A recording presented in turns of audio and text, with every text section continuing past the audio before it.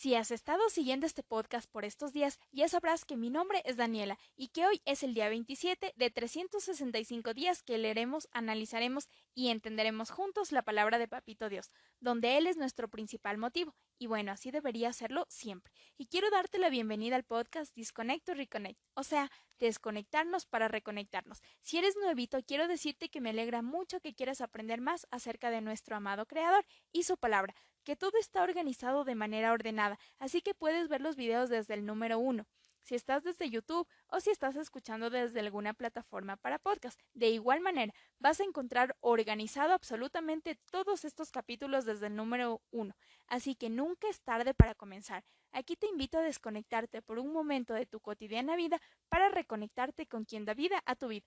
Esta es una nueva sección porque hoy empezamos el libro de Romanos y pues nos estamos basando en el plan de lectura de Robert Roberts. Y si crees que no vas a poder, quizás por el tiempo o quizás no la vas a entender, quiero contarte de dos puntos que yo considero principales para leer y entender la palabra de Dios. Y lo más importante, empieces a aplicar lo que dice el manual de instrucciones para que tu vida comience a ser transformada. Y la primera es que puedas humanamente entender su palabra. Y es por eso que esta lectura está en un lenguaje súper chévere, es decir, súper entendible para nuestra generación actual. Y la segunda, y obviamente la más importante, es pedirle al Espíritu Santo que te llene de sabiduría para comprender su palabra. Entonces comencemos. Amado Padre Celestial, gracias te damos por permitirnos leer tu palabra. Te pedimos que nos ayudes a mantenernos conectados contigo y a querer aprender mucho más de ti y constantemente. Llénanos de tu Espíritu Santo para que Él sea nuestra guía y podamos comprender lo que tú quieres hablarnos y sobre todo transforma nuestra mente, nuestro corazón y nuestro espíritu y transforma también nuestra vida. Anhelamos que te hagas real en cada uno de nosotros, en el poderoso nombre de Jesús. Amén. Sabes que la Biblia prácticamente se divide en dos partes, el Antiguo Testamento donde te dice que Jesús va a venir y el Nuevo Testamento donde te dice que Él ya vino.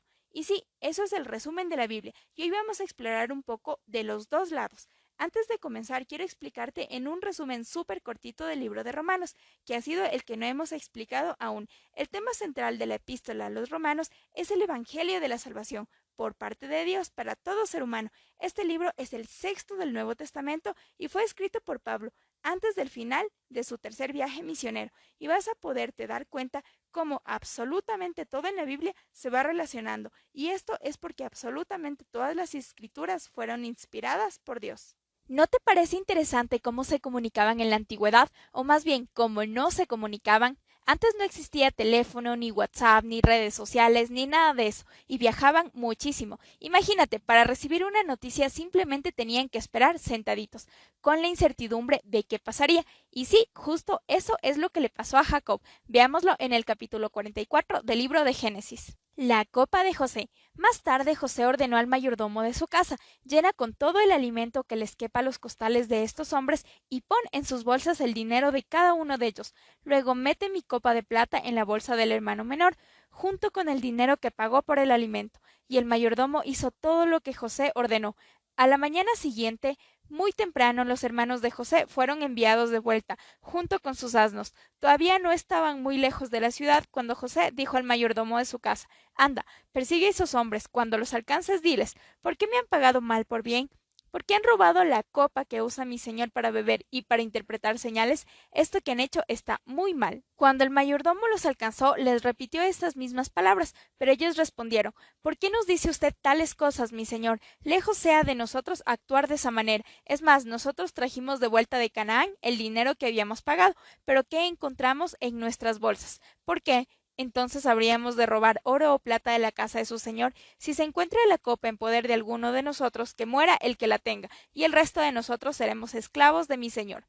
Está bien, respondió el mayordomo, se hará como ustedes dicen, pero solo el que tenga la copa en su poder será mi esclavo. El resto de ustedes quedará libre de todo cargo. Enseguida cada uno de ellos bajó al suelo su bolsa y la abrió. El mayordomo revisó cada bolsa, comenzando con la del hermano mayor y terminando con la del hermano menor, y encontró la copa en la bolsa de Benjamín. Al ver esto, los hermanos de José se rasgaron las vestiduras en señal de duelo, y luego de cargar sus asnos volvieron a la ciudad. Todavía estaba José en su casa cuando llegaron Judá y sus hermanos. Entonces se postraron rostro en tierra, y José dijo: ¿Qué manera de postrarse es esta? ¿Acaso no saben que un hombre como yo puede interpretar señales? No sabemos qué decirle, mi señor, contestó Judá. No hay excusa que valga. ¿Cómo podemos demostrar nuestra inocencia? Dios ha puesto al descubierto la maldad de sus siervos. Aquí nos tiene usted. Somos sus esclavos, nosotros y el que tenía la copa. Jamás podría yo actuar de ese modo, respondió José. Solo será mi esclavo el que tenía la copa en su poder, en cuanto ustedes regresen tranquilos a la casa de su padre. Entonces Judá se acercó a José para decirle: Mi señor, no se enoje usted conmigo, pero le ruego que me permita hablarle en privado. Usted es tan importante como el faraón. Cuando mi señor nos preguntó si todavía teníamos un padre o algún otro hermano, nosotros contestamos que teníamos un padre anciano y un hermano que le nació a nuestro padre en su vejez. Nuestro padre quiere muchísimo a este último, porque es el único que le queda de la misma madre, ya que el otro murió. Entonces usted nos obligó a traer a este hermano menor para conocerlo. Nosotros le dijimos que el joven no podía dejar a su padre, porque si lo hacía, seguramente su padre moriría.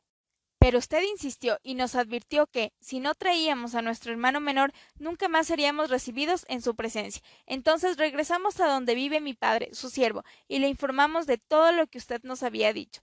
Tiempo después, nuestro padre nos dijo: vuelvan otra vez a comprar un poco de alimento. Nosotros contestamos: no podemos ir si nuestro hermano menor no va con nosotros. No podremos presentarnos ante hombre tan importante, a menos que nuestro hermano menor nos acompañe.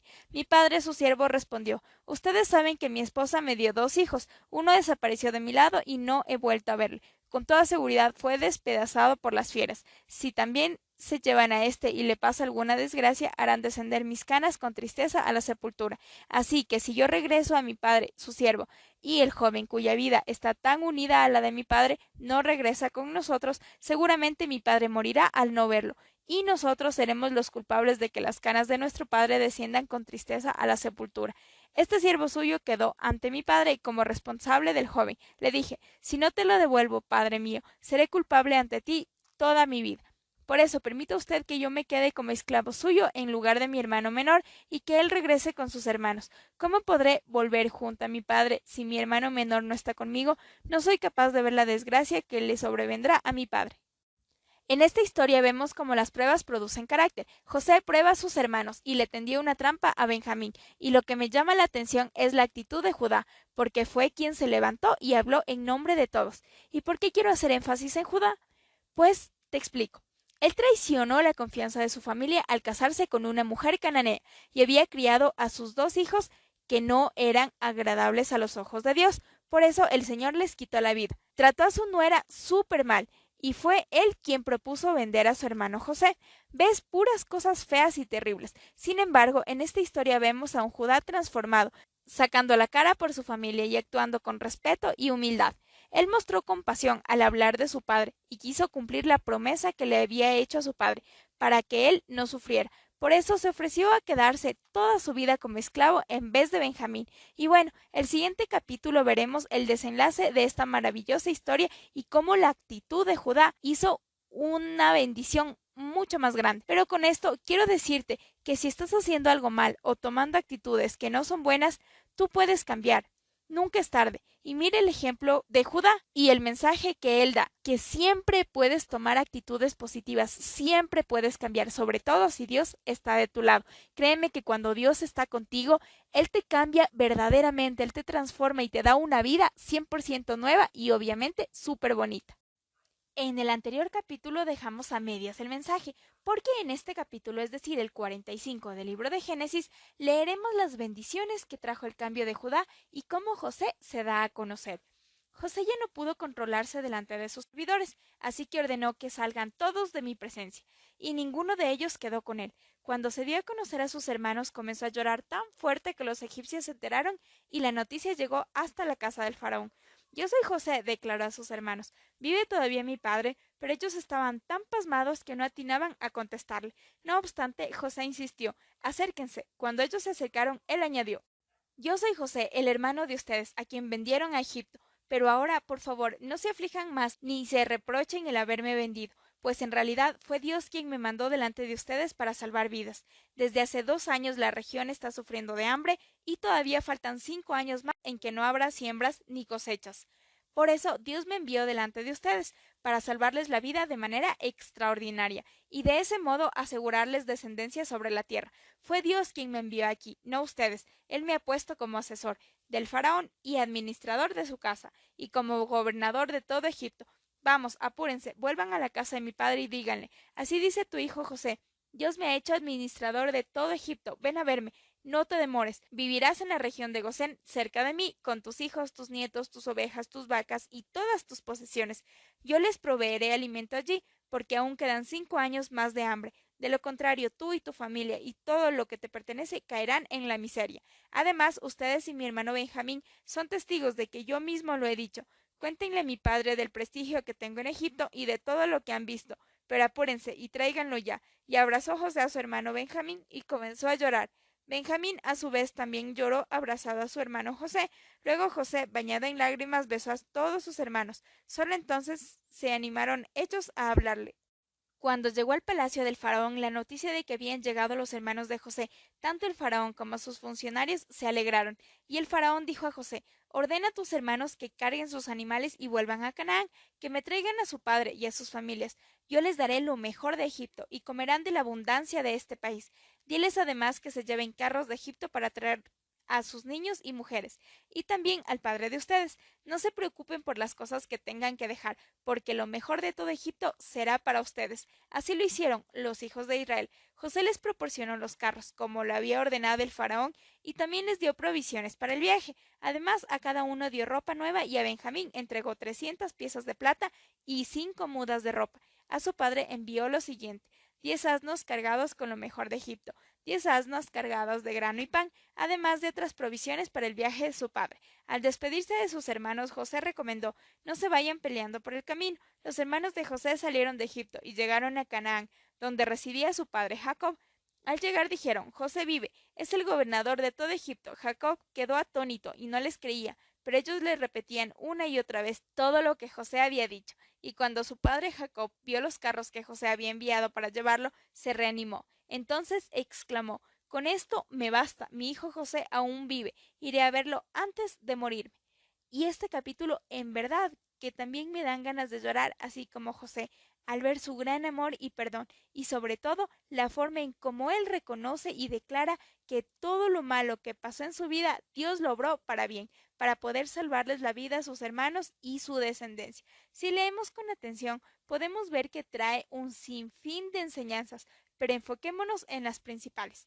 ¿Se acuerdan como en capítulos anteriores les decía que íbamos a ver cómo Dios usó todo lo malo para el bien de José y de todos los que le rodeaban? Al ser José un hombre temeroso de Dios, lo puso a la cabeza y le dio mucho más de lo que él había esperado. Y con esto quiero decirte que si confías en Dios y pones todo en sus manos, absolutamente todo va a obrar para bien. Aún eso que te duele muchísimo y eso que tú crees que es una injusticia y que no la entiendes. En las manos de Dios todo prospera, todo obra para bien, porque Él te sana, te salva, te transforma. También quiero recalcar el perdón y el amor de José a su familia. A pesar de todo, él los abrazó y besó. Lloró diciéndoles que traigan a su padre todo lo mejor él les iba a dar. ¿Ves cómo aquí nos dice que el perdón y el amor tienen que ser el motor que mueve nuestras vidas? Otra enseñanza también que nos deja este capítulo es que tú no debes mirar el pasado, porque lo mejor te espera. No te preocupes por lo que tengas que dejar y abandonar. Dios tiene preparado para ti solamente lo mejor. Pon tu camino, tu futuro en las manos de Dios y vas a ver cómo Él lo dirige. Pero aléjate de todo lo malo y no mires tu pasado, y tampoco de esas cosas o quizás personas de las que te estés apartando por seguir a Dios. Pon siempre a Dios en primer lugar y también en tu presente y en tu futuro. Y finalmente quiero decirte que no pelees, nunca trae nada bueno, así como José recomendó a sus hermanos en el versículo 24. Al despedirse de sus hermanos, José recomendó: no se vayan peleando por el camino. Entonces, hagamos un resumen súper rapidito. Perdona, ama, no recuerdes lo malo, deja todo el pasado y todas las cosas negativas y todo lo que te aleja de Dios atrás, a un lado. Sigue a Dios, pon tu vida en sus manos, pon esas injusticias que tú crees en sus manos y vas a ver cómo todo obra para bien y cómo Él te prospera. Porque sabes, Dios te ama muchísimo y quiere darte lo mejor, pero necesita que tú confíes en Él, que tú le entregues todo a Él, que tú reconozcas que Él es Dios sobre todo. Antes de comenzar este salmo, quiero preguntarte si crees que el dinero es malo. Leamos el capítulo 49 del libro de Salmo. Oigan esto, pueblos todos, escuchen, habitantes de todo el mundo, tanto débiles como poderosos, lo mismo los ricos que los pobres. Mi boca hablará con sabiduría, la reflexión de mi corazón será muy inteligente. Inclinaré mi oído al proverbio, propondré mi enigma al son del arpa. ¿Por qué he de temer en tiempos de desgracia? Cuando me rodee la maldad de mis opresores, temeré a los que confían en sus riquezas y se jactan de sus muchas posesiones. Nadie puede salvar a nadie, ni pagarle a Dios rescate por la vida. Tal rescate es muy costoso. Ningún pago es suficiente para vivir por siempre sin ver la fosa. Nadie puede negar que todos mueren, que sabios e insensatos perecen por igual, y que sus riquezas se dejan a otros. Aunque tuvieron tierras a su nombre, sus tumbas serán su hogar eterno, su morada por todas las generaciones. La gente rica no perdura, al igual que las bestias perece. Tal es el destino de los que confían en sí mismos, y el de sus seguidores que aprueban lo que ellos dicen. Como ovejas guiadas por la muerte, están destinados al sepulcro. Sus cuerpos se consumirán allí, lejos de sus mansiones suntuosas. Por la mañana los justos prevalecerán sobre ellos, pero Dios me rescatará de las garras de la muerte, y con él me llevará. No te asombre ver que alguien se enriquezca y aumente el esplendor de su casa, porque al morir no se llevará nada, ni con él descenderá su esplendor. Aunque en vida se considere dichoso, y la gente lo elogie por sus logros, irá a reunirse con sus ancestros, sin que vuelva jamás a ver la luz. La gente rica carece de entendimiento, al igual que las bestias perece. ¿Sabes algo? El dinero no es malo, lo que es malo es que le pongas como prioridad. En este salmo nos dice que no debemos confiar en las riquezas o envidiar a los demás solo por lo que tienen. Esto es quizás una alegría, pero solamente temporal. Más bien, todo lo que tiene que ver con el reino de Dios, eso sí es eterno. Céntrate en buscar primero su reino, primero a Dios, y vas a ver cómo todo viene por añadidura. Sirvamos a Dios, pero de corazón. Leamos Romanos capítulo 1. Pablo, siervo de Cristo Jesús, llamado a ser apóstol, apartado para anunciar el Evangelio de Dios, que por medio de sus profetas ya había prometido en las Sagradas Escrituras. Este mensaje habla de su Hijo, quien según la naturaleza humana era descendiente de David, pero según el Espíritu de Santidad fue designado con poder Hijo de Dios por la resurrección. Él es Jesucristo nuestro Señor. Por medio de él y en honor a su nombre recibimos la gracia y el llamado a ser apóstol para persuadir a todas las naciones que obedezcan a la fe. Entre ellas están incluidos también ustedes, a quienes Jesucristo ha llamado. Les escribió a todos los amados de Dios que están en Roma, que han sido llamados a ser su pueblo santo. Que Dios nuestro Padre y el Señor Jesucristo les concedan gracia y paz. Veamos cómo Pablo anhela visitar Roma. En primer lugar, doy gracias a mi Dios por medio de Jesucristo por todos ustedes, pues en el mundo entero se habla bien de su fe. Dios, a quien sirvo de corazón predicando el Evangelio de su Hijo, me es testigo de que los recuerdo a ustedes sin cesar. Siempre pido en mis oraciones que, si es la voluntad de Dios, por fin se me abra el camino para ir a visitarlos. Tengo muchos deseos de verlos para impartirles algún don espiritual que los fortalezca, mejor dicho, para que unos a otros nos animemos con la fe que compartimos. Quiero que sepan, hermanos, que aunque hasta ahora no he podido visitarlos, muchas veces me he propuesto hacerlo, para recoger algún fruto entre ustedes, tal como lo he recogido entre las otras naciones. Estoy en deuda con todos, sean griegos o no griegos, sabios o ignorantes. De allí mi gran anhelo de predicarles acerca de las buenas noticias también a ustedes que están en Roma. A la verdad, no me avergüenzo del Evangelio, pues es poder de Dios para la salvación de todos los que creen, de los judíos primeramente, pero también de los que no son judíos. De hecho, en el Evangelio se revela la justicia que proviene de Dios, la cual es por fe de principio a fin, tal como está escrito, el justo vivirá por la fe. Veamos acerca de la ira de Dios contra la humanidad. En verdad, la ira de Dios viene revelándose desde el cielo contra toda impiedad e injusticia de los seres humanos, que con su maldad obstruyen la verdad. Me explico, lo que se puede conocer acerca de Dios es evidente para ellos, pues Él mismo se lo ha revelado, porque desde la creación del mundo, las cualidades invisibles de Dios, es decir, su eterno poder y su naturaleza divina, se perciben claramente a través de lo que Él creó, de modo que nadie tiene excusa. A pesar de haber conocido a Dios, no lo glorificaron como a Dios ni le dieron gracias, sino que se extraviaron en sus inútiles razonamientos y se les oscureció su insensato corazón. Aunque afirmaban ser sabios, se volvieron necios y cambiaron la gloria del Dios inmortal por imágenes que eran réplicas del hombre mortal, de las aves, de los cuadrúpedos y de los reptiles. Por eso Dios los entregó a los malos deseos de sus corazones, que conducen a la impureza sexual, de modo que degradaron sus cuerpos los unos con los otros, cambiaron la verdad de Dios por la mentira, adorando y sirviendo a cosas creadas antes que el Creador, quien es bendito por siempre. Amén. Por tanto, Dios los entregó a pasiones vergonzosas. En efecto, las mujeres cambiaron las relaciones naturales por las que van contra la naturaleza. Asimismo, los hombres dejaron las relaciones naturales con la mujer y se encendieron en pasiones lujuriosas los unos con los otros. Hombres con hombres cometieron actos indecentes y recibieron sobre sí mismos el castigo que merecía su perversión. Además, como estimaron que no valía la pena tomar en cuenta el conocimiento de Dios, Él a su vez los entregó a la depravación mental para que hicieran lo que no debían hacer. Se han llenado de toda clase de injusticia, maldad, avaricia y depravación. Están repletos de envidia, homicidios, desacuerdos, engaño y malicia. Son chismosos, calumniadores, enemigos de Dios, insolentes, soberbios y arrogantes. Se ingenian maldades, se rebelan contra sus padres. Son insensatos, desleales, insensibles, despiadados. Saben bien que, según el justo decreto de Dios, quienes practican tales cosas merecen la muerte. Sin embargo, no solo siguen practicándolas, sino que incluso aprueban a quienes las practican. En este capítulo podemos ver cómo el Evangelio es el poder de Dios para salvación por medio de Jesucristo. Un resumen súper rapidito. Y en base a este capítulo, quiero decirte que espero de todo corazón que el razonamiento, la lógica y la religiosidad no ceguen tu vida ni tu corazón.